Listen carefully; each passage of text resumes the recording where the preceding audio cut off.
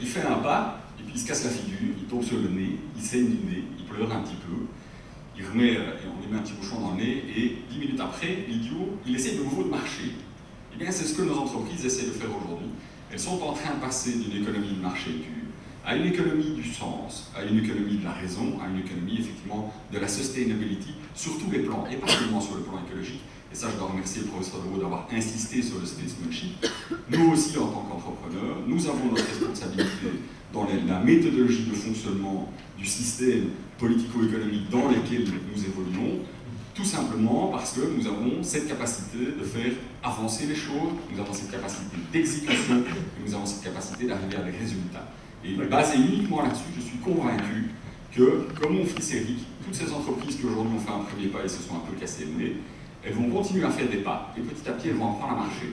Et elles vont arriver à une démarche totalement sustainable. C'est un premier pas, il n'est pas parfait, mais on va continuer à essayer. Parfait. Il nous reste 5 minutes pour ce panel. Est-ce qu'on donne la parole aussi aux grands sponsors? Mais oui, monsieur le maire.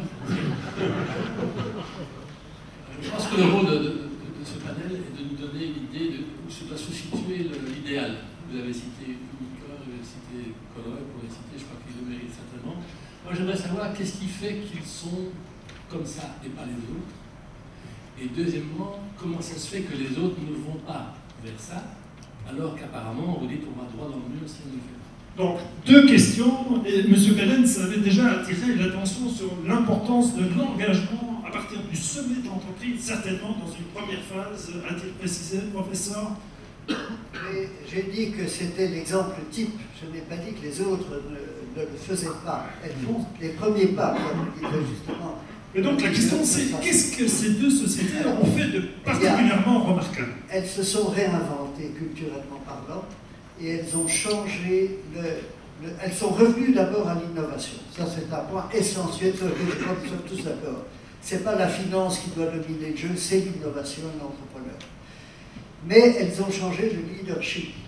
Au lieu d'avoir les leaders anciens de type personnalisation du pouvoir, et souvent d'un pouvoir de domination, souvent dans l'erreur, jamais dans le doute, disait Saint-Simon. Donc vous établissez un lien direct entre le type de leadership et le contenu de ça. Il n'y a absolument aucun doute. Didier Bellet l'a dit, si ça ne vient pas d'un nouveau leader, si ça ne vient pas du sommet, rien ne changera. Mais il ne faut pas se faire d'illusions. Le pouvoir est une drogue, et j'observe les anciens étudiants, modestes au départ, lorsqu'ils avaient beaucoup de pouvoir, leur cou a un peu gonflé. Certains d'entre eux, d'ailleurs, ont eu un cou tellement gros qu'on ne pouvait plus les pendre parce que la corde glissait. Alors là, je crois que c'est pas si facile de changer ça. Et quand Didier Ménès disait « nous commençons », et ça marche, tant mieux, et je crois que lui donne beaucoup d'impulsion dans ce domaine-là. Mais mes observations montrent que la mentalité d'un pouvoir de domination du type « me, myself and I », je suis le meilleur, donc c'est moi qui décide, je décide seul, j'aime la cour autour de moi, les flatteries, les courtisans, comme Louis XIV, ça ne change pas si facilement. Ça c'est un peu pour la première question. Alors la deuxième question, pourquoi est-ce que les autres ne sont pas? Non, je n'ai pas dit que les autres ne suivaient pas. J'ai dit que les autres suivaient lentement.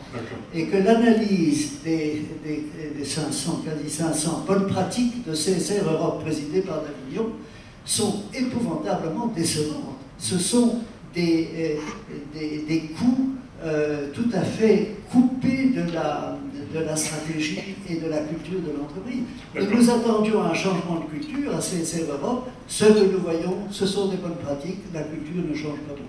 D'accord. Il nous reste 30 minutes dans ce panel, peut-être en guise de conclusion, et pour nous lancer pour les panels qui vont venir en 25 secondes. Eh bien, merci donc de vouloir donner le pouvoir aux entrepreneurs. Je vais probablement vous surprendre en vous disant que je ne pense pas que le pouvoir que les entrepreneurs veulent, et les innovateurs veulent exercer se compare aujourd'hui au pouvoir de la finance. Je comparerais, et je pense que vous avez bien attiré l'attention là-dessus, ce qui s'est passé chez Unicor et ce qui s'est passé chez Colruyt, ça a été une définition très claire du leadership.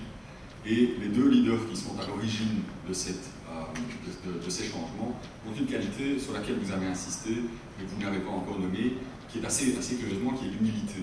Ce sont des garçons qui sont prêts à prendre le feedback, qui sont prêts à écouter et qui sont prêts à modifier leurs actions en fonction du feedback qu'ils ont reçu.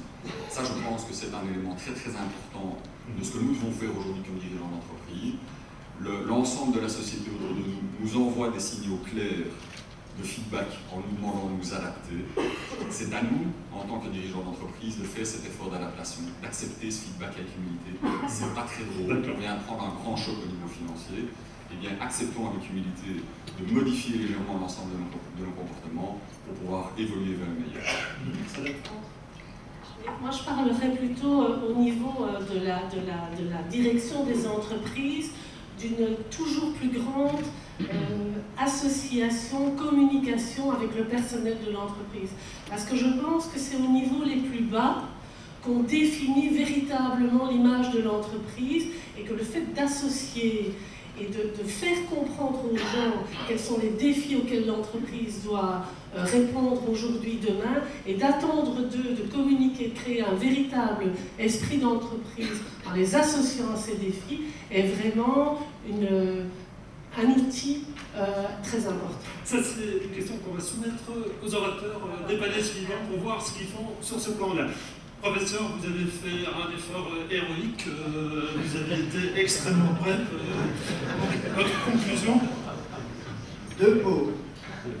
Le leadership et le leader responsable est celui qui a une définition de l'éthique qui correspond à peu près à ceci.